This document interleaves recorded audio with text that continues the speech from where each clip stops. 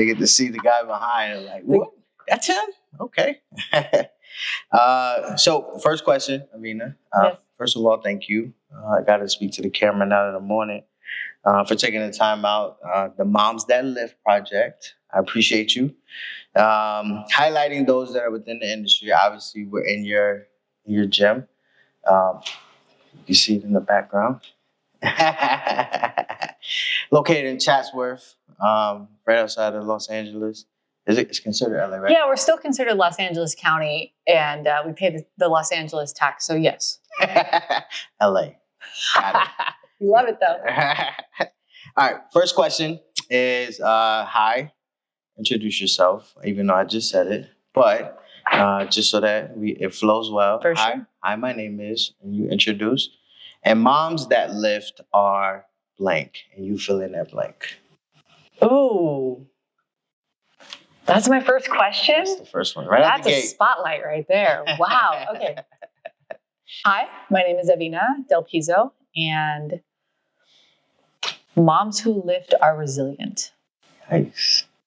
Why that word? Because there has to be some sense of resiliency to be able to set aside time for yourself, even if it's 5 minutes. Because being a mom is on all day. And so there has to be some kind of resiliency of just battling all the different battles all day, especially like the grief of not being a good enough mother. Yeah. So setting aside those 5 minutes is resilience. Setting aside those 10 minutes for yourself is resilience. Because at least for myself, I had to battle the chronic guilt trips that I was giving myself. No one else was. I was giving myself to just step away from my daughter for 5 minutes, especially as a new mom. Absolutely. So that's where I feel like, I mean, I can never fight a war. I can never do any of that. But there's some kind of emotional connection that is completely biological. It's hard to battle. In order to step away from our little ones, it's not easy. Absolutely. The older our children get, the easier it is, but then there's harder aspects in other areas. Absolutely. New challenges arise. For sure. Absolutely. For sure. I like that. Great choice of words. You had to expound on that. Resiliency and resilient is one of my favorite words. Mm-hmm. So I love that you used that. My next question is, did you choose fitness or did fitness choose you? You can break that up and think about it in any different way. When I was younger, I think fitness chose me. I was always very active, and not because I wanted to choose to be active. I was active because I grew up in a generation where your mom told you to go outside and play. Absolutely. So I had to go outside and play. I had to be creative. I had to run down the streets. I had to ride my bike to my friend's house. I had to, run away from dogs that were loose on the streets in Mecca. And where I grew up, it was, we didn't have a lot of luxuries that other kids had. We were forced to play outside.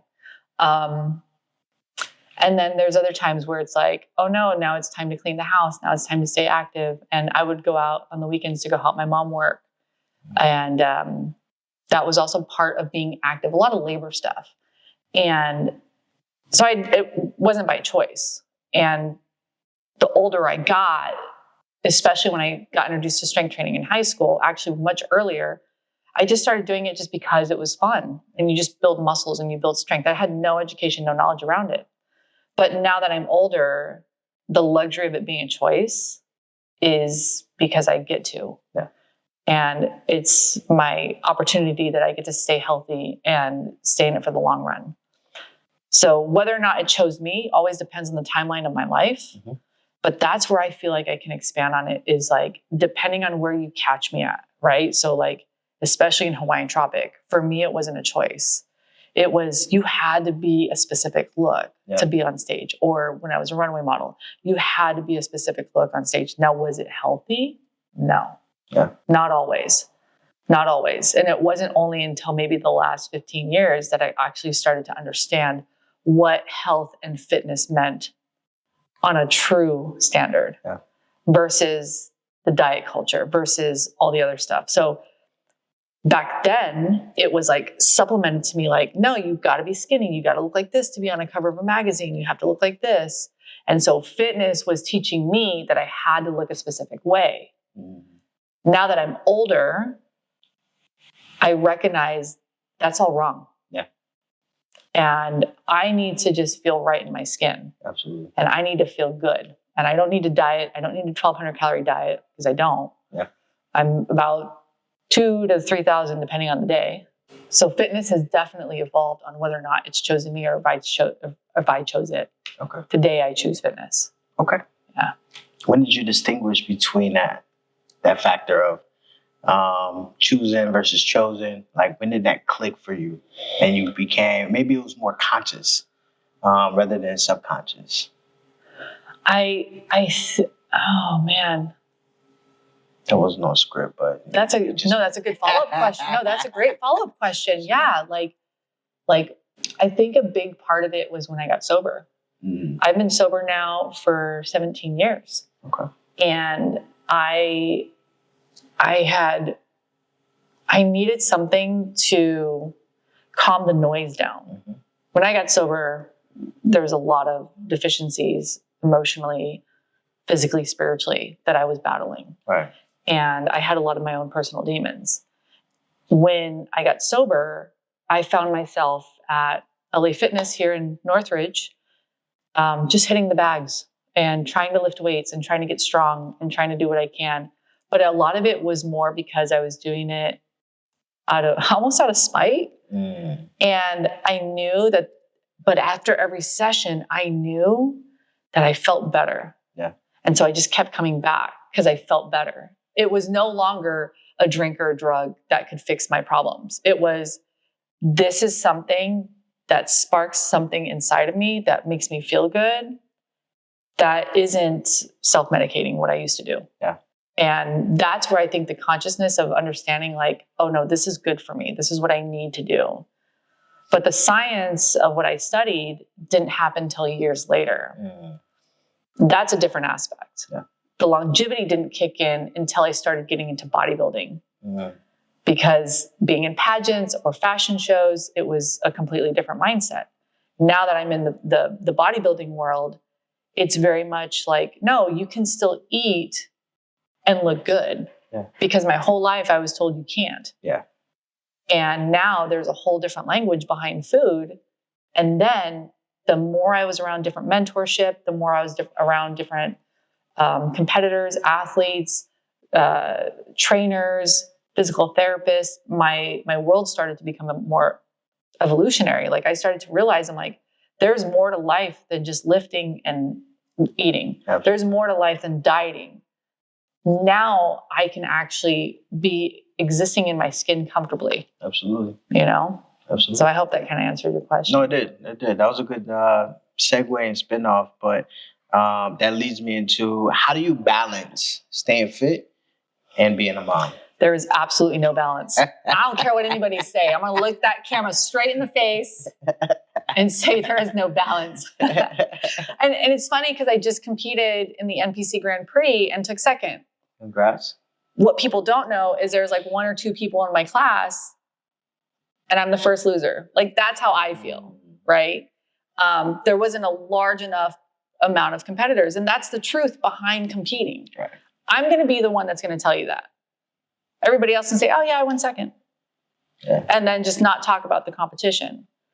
But what else were the judges supposed to pick from? Right? Absolutely. And that's the truth. But when it comes to finding that balance, getting back on stage, trying to find the balance now that I'm a mom has been incredibly challenging. Mm. If I can lift a solid 3 times a week, I'm stoked. Right? Because that's what it takes to build some muscle. But the amount of muscle it requires for me to go on stage, it takes a significant commitment. And there were weeks that I had 5 times. Yeah. There were weeks that I had 2. Not going to lie. Yeah. I think I missed a week or 2. Either way, the thing that I do consistently is I don't look at my week, regardless of how good or bad it is, and say, I should have done better. Yeah. I try not to keep my mindset there because if I'm there, I will spiral out of control. Yeah, stay there. And if there's anything I've learned It's just being consistent. It's just trying to show up, even if it's for 5 minutes a day. That's it. Really. That's how it would work out. I'm learning that. Yeah. Absolutely. What was your fitness routine prior to being a mom? Oh, I was definitely lifting a lot more. I was definitely pushing myself a lot more. I would find other opportunities to compete in. I even started dabbling. Actually, my last athletic competition was a triathlon sprint, and it was held in Indio. This was a week before COVID happened. And what happened is, that was my first triathlon I ever did, and I really wanted to do a second one. And my friend and I had other opportunities that we really wanted to go for and compete in other triathlons. And what happened was, since COVID shut down, everything turned off. But I was training all the time. Yeah. I was running the hills back here. I would go to the gym. I'd swim maybe, a mile or two. And then I would jump on the spin bike and just ride for 16 miles, just trying to build the conditioning and get myself strong and just eating. So before I was a mom, I was really competitive. Now trying to find that timeline of resting my body because I have a toddler to chase around. And then trying to get exercise in, it's completely different. Yeah. Okay. Yeah. I was going to ask you what is it now, but you kind of answered that.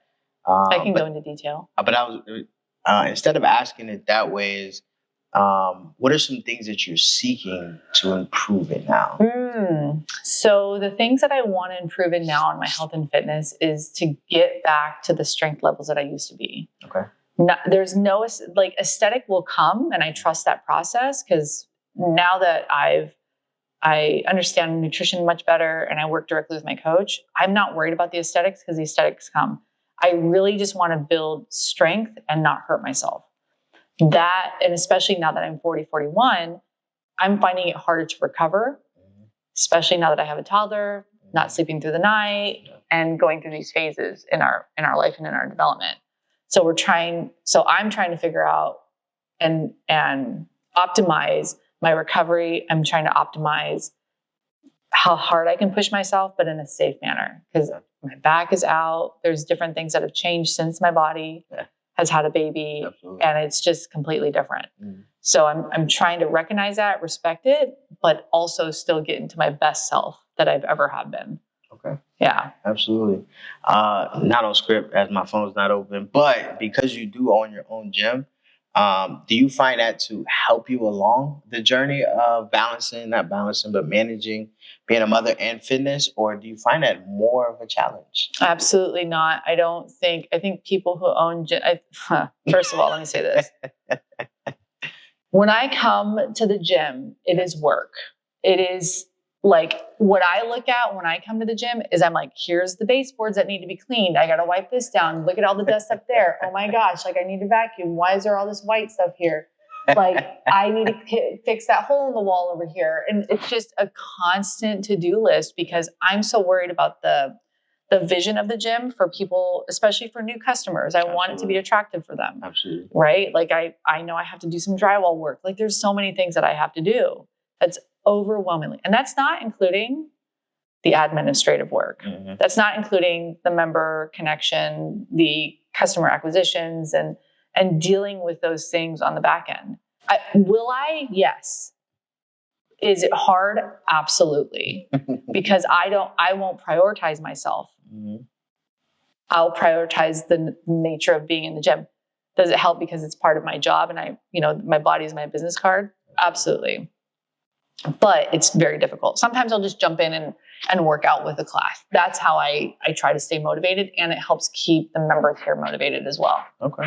Yeah. Love that. What do you hope your child, future children, if y'all decide, get from seeing you remain active as a mother? I want her to have complete autonomy over her body. Okay. So that nobody else will.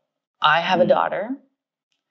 And what I have found, that I've been blessed with 3 older brothers, if it wasn't for the wrestling, the fighting, the messing around, the going to, self-defense courses and classes and all the martial arts that I did when I was a kid, and my mom keeping me active. And I watched my mom go through this too.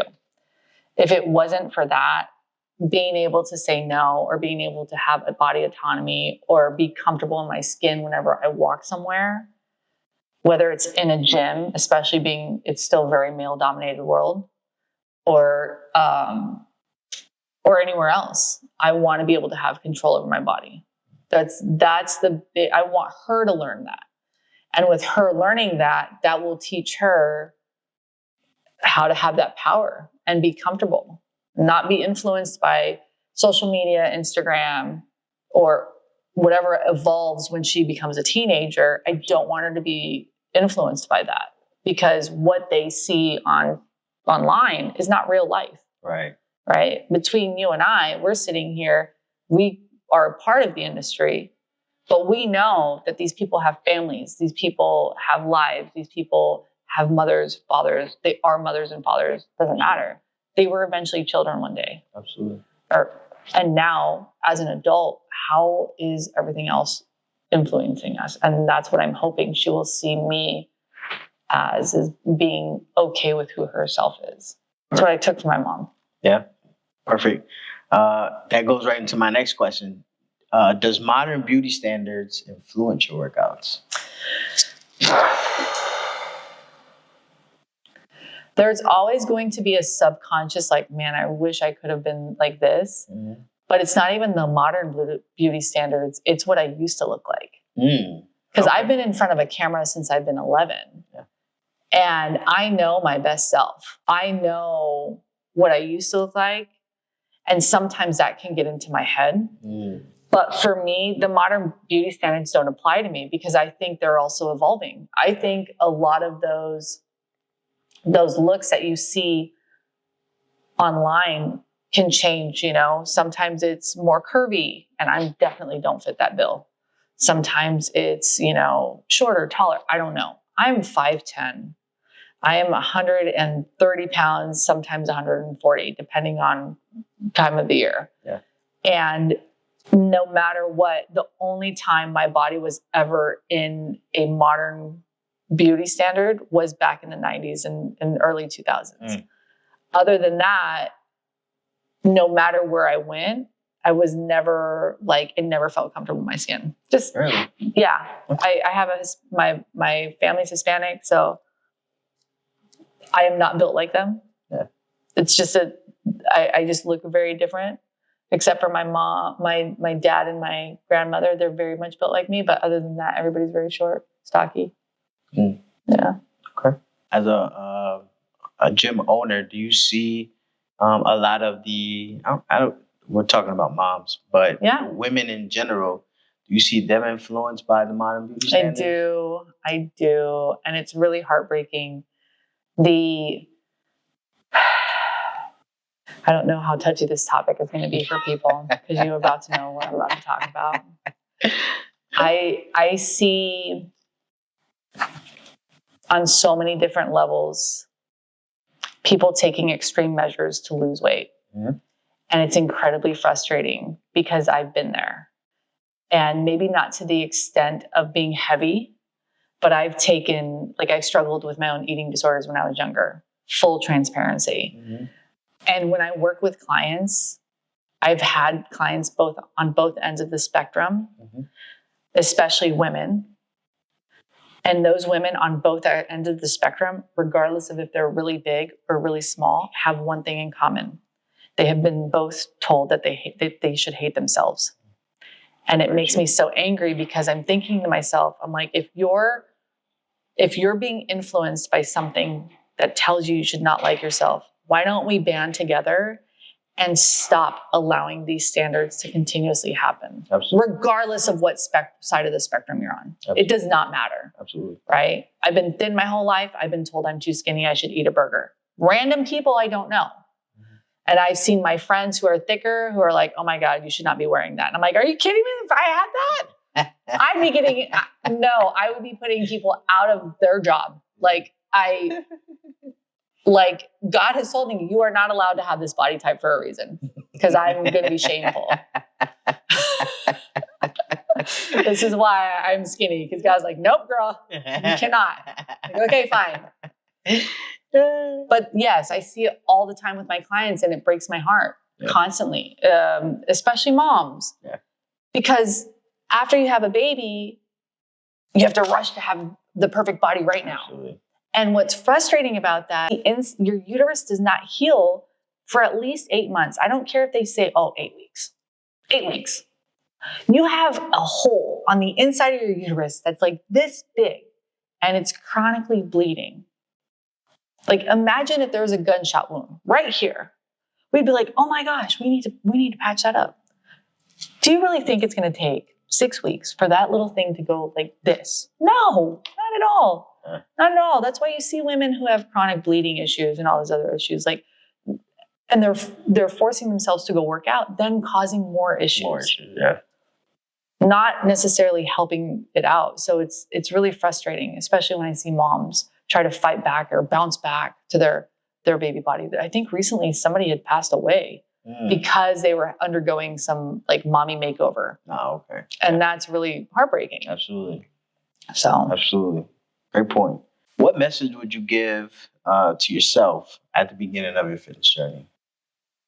I have it in my mind. I want to be intellectual about it. There's a lot of perceived opportunities that look like opportunities that are actually distractions. And it was tough to navigate that because I did a lot of things on my own. Yeah. I did a lot of things by myself.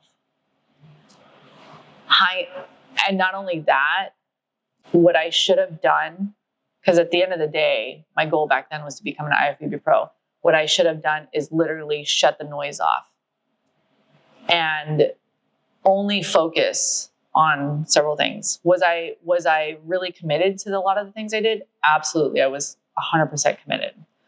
But were there distractions in places that I didn't know there were distractions? I thought they were either opportunities, or I thought I was doing the right thing, right? And at the end of the day, I should have just stayed focused and stayed the course and not deviate from that. Yeah. I should have been more mindful about what I was doing in all my affairs and really just bring everything down to laser focus and focus harder. Yeah. Because I truly feel that although this may look like a great success, having a brick and mortar and having a business and writing for magazines and doing all these things, I feel like I could have taken it to another level. What that level is, I have no idea. Yeah. But for me, hindsight, and let me tell you something, having children makes you see the world so differently. Absolutely. I don't care who you talk to. I think that's why moms feel so guilty, because they know there's more in them. Yeah. They know there's more in the tank. Absolutely. And they know they could have more to do and give and have done. They could have realized their power more after they have children. Women don't realize their power until after they have children. At least that was my experience. I can understand that. Right? Like, and you would think it's self-explanatory because you can create life. Like nobody else can do that. No. Like, you can birth and grow a human being. 100%. You can do anything then. You can do that. Right. And regardless of how labor goes, the fact that this thing is alive and in your hands and looking at you, for you to depend on it, your job is to now take care of it for the rest of its life. Well, hopefully not for the rest of its life. I can't. 18, 21, 25, Illinois. 18? Get out! No, I'm just kidding. But then you realize, you're like, oh, wow. Not only that, like, my job is to now make the best version of this human. Absolutely. As best I can. How come I'm not that person? Like, absolutely. That retrospection and reflection is mind-boggling. It's just crazy. I don't know how to explain it, but the best explanation I have is, like, when you have children, there's more in the tank. Absolutely. And I don't know how to explain it other than that. Okay. I like that. I want to touch on this. I don't know if this is part of this. For example, I have friends I talk to. One friend doesn't have any children, but she's in the space of dating, and everybody's heart is hard. I'm not discrediting that at all. But I'm looking at the things that she would worry about when I would worry about them from her eyes. And I'm realizing, like, oh my God, you're wasting your time. Like, I now can see, looking at people in the space that they're in, respectively, and looking at myself kind of like a mirror, right? Like I'm looking at this girl, single, young, and struggling with whatever she's struggling with. And I'm just thinking to myself, I'm like, why are you spinning your wheels around this? Right. Why are you worried about this? This is not a big deal, right? Like, you know, a boyfriend or whatever. It's like, this is not a big deal. The bigger issue is, what can you do to be successful for yourself, or how do you lay expectations? Like, I don't know. Now I see younger generations in a different light, because I'm like, I've been there. Absolutely. I get it. That wisdom. Yeah, that's right. How can dads help mom along their fitness journey? Just take the baby. Get the kids out of this house. Give me a second. No, you joke, but that it really could be that easy. Just that space and that time. Honestly, it really is like run defense, right? Just run defense for me, right? And another thing too, here, this is gonna sound crazy, okay? Not only do I want you to run defense on my toddler, right? Do me a favor and pick up the sweater that you left, that you took off of her when you guys came in the house. Like those little things, because the mental load of being like, oh, and now I got to pick this up. Oh, then that dish is left there. Oh, that and that.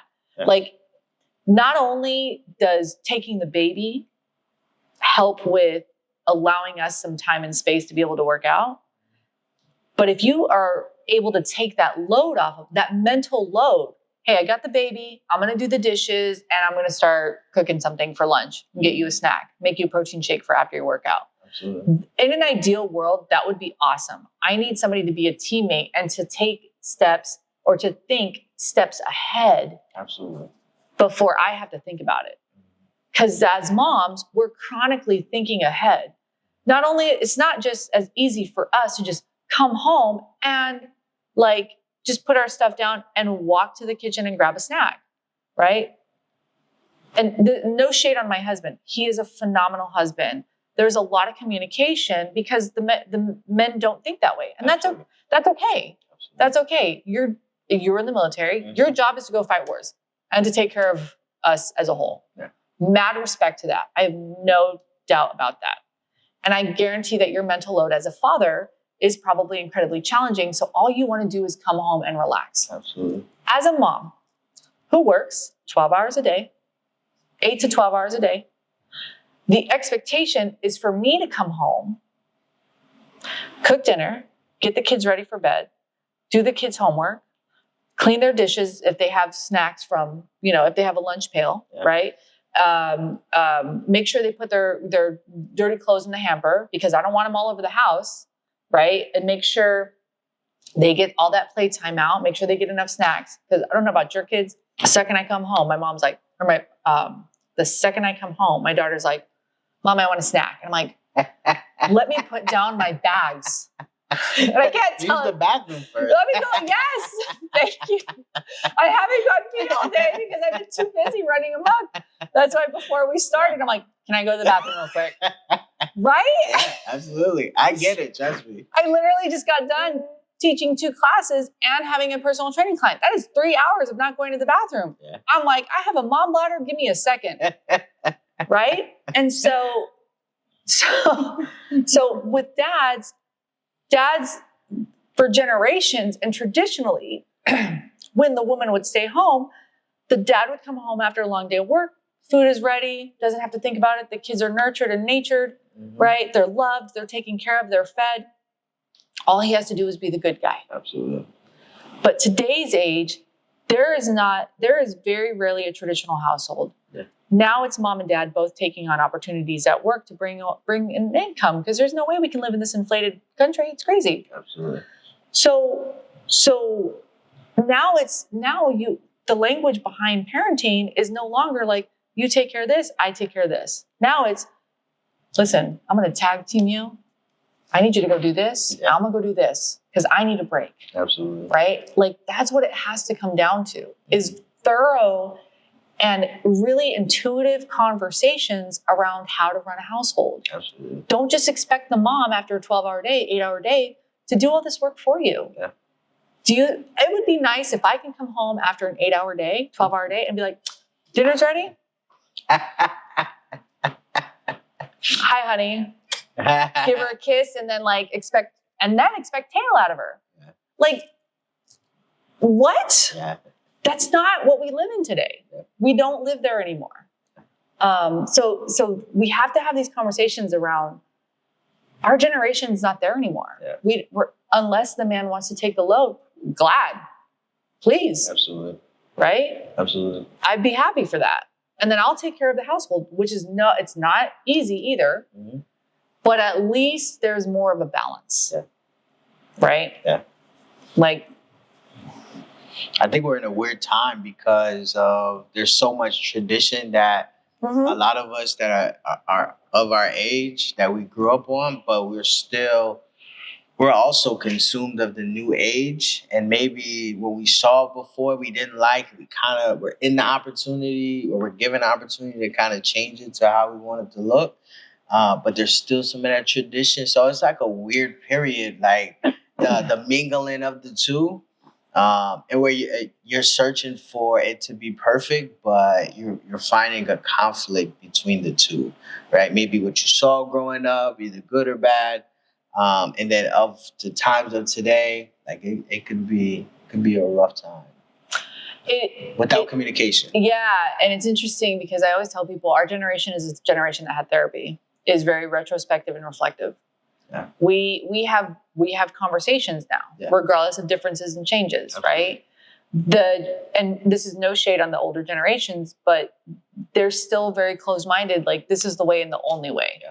Right? Where now it's like, no, this is not how it works anymore. Yeah. There's so much science behind how, like, there's literally, when I had Vivian, I didn't have to go to my mom and ask her about breastfeeding, because that woman only breastfed us for 6 months. And she's like, all right, you're going to daycare. Yeah. Because she had to go to work. And there was, and I asked her, I'm like, and I'm still trying to wrap my head around, how do you raise more than one child? Yeah. I don't get it. This is hard. Yeah. And my mom raised 4. Like, you said, sign me up again. That's crazy. Willingly. Willingly. Like, oh, I'm pregnant. Oh, okay, let's just smoke a cigarette and just do it wildly. Like, now there's so much science behind how we do things. Like, I didn't ask my mom about breastfeeding. I didn't ask that generation because they didn't take the time to breastfeed or long-term breastfeed. They were told the things you have to do. Yeah. After 6 months, just give them formula. It's fine. That generation was taught to detach from their children early and quickly so they can go back to work. Absolutely. What kind of damage has that done emotionally long term? Absolutely. We're the recipients of it, though. 100%. 100%. And you see it in our generation. I have lost friends because of fentanyl overdoses, drug abuse, alcohol abuse, because that's how they're learning how to deal with their trauma. Absolutely. And they did not get the resources they need. Absolutely. Because of generational trauma. Absolutely. So now we know that this language is a thing, and now we're taking and saying, no, we're not going to raise our kids this way. I'm going to breastfeed up to 18 months or 5 years, because there's still a lot of science that supports that there's antibodies in the breast milk. Absolutely. Or I'm not going to spank my children, because there's also some... That's a big one. That's a big one. Yeah. I'm not going to spank my children. I was switched. I have a mom from the South. Switch, belt. Yep. All of it. They get their hands on. All of it. Wooden spoon, broom. A body. A chancla. It didn't matter. Dale putazos. Like, just all the time. Yeah. And that's just how it was. Now, it's hard because from where we grew up, I don't know if you struggle with this as a parent, but when we grew up, now it's like, how do we suppress that same response because that's how I want to respond. Yeah. Right. And now let's put that at the back end. We're literally changing generations after us. We are. Absolutely. I don't understand. Like that should be mind blowing to all of us. Yeah. How we're doing that. Absolutely. It's crazy. Absolutely. And we're the most pivotal because we were in the middle of both. And where we were coming up, we went through the traditional route, but we were also the first to be introduced to the new wave. And now we're the adults of the new wave. And we have the understanding of, we kind of understand where the kids are coming from today, but we can also understand and relate to our parents 100%. And our grandparents and those that come before. So we are at conflict with ourselves sometimes because maybe we don't even know. Like you said, the discipline factor, like I was raised with the iron fist. For sure, same. I have an iron fist, but I've had the privilege to gain the communication skills to be able to maneuver through circumstances without always using the iron fist. And sometimes it's just a voice, and understanding the power of what I say and how I say it is enough, and I don't have to put hands on it.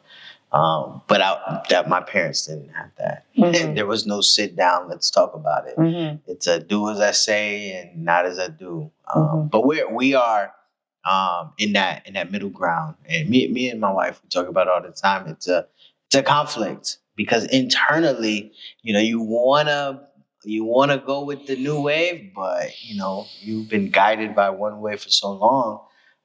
Whether you're good or bad from it, but it's definitely a challenge. Face. I do respect tradition. I still very much think that it is important to especially maintain culture. Absolutely. Regardless of where you come from, right? Like I still go back to my old neighborhood that I grew up in because I remember and I reflect and I get it. And I see that there's still a lot of traditional values that withhold the home. Absolutely. In terms of like a lot of the community I grew up in, they still go to church every Sunday. There's still gatherings. Yep. There's still community. Yep. Like there's a lot of value in traditions because they bring together community. Absolutely. How many times have you gone to like, I don't know, besides being a photographer, how many times do you go to like a traditional baby shower or something that's you've been invited to, or you know what I mean? Like the community aspect of tradition is very valuable and very important. Absolutely. So there's something to be said because that's where you are able to pass down stories from generations to generation. Absolutely. That's the coolest part. When I go to my elders, I love hearing the stories. Love it. That's what you guys used to do? That's crazy. Absolutely. Y'all got away with that? No cell phones or nothing? Yes. Like crazy. Yes. Such a great time. Yeah. Okay. So I know we're going off track. No, that was perfect. That went down a way that wraps it all up because you're going to say Happy Mother's Day to the cameras. And then you're going to give all the moms out there that get the opportunity to view this one more inspirational reminder. Mm-hmm. Go. Okay. I just want to say Happy Mother's Day to all the moms out there. And remember that you are not alone. Regardless of the load that you carry, it doesn't get lighter, but you get stronger. And as long as you just keep putting on your shoes, stepping up, and the most important thing, ask for help, even when it hurts.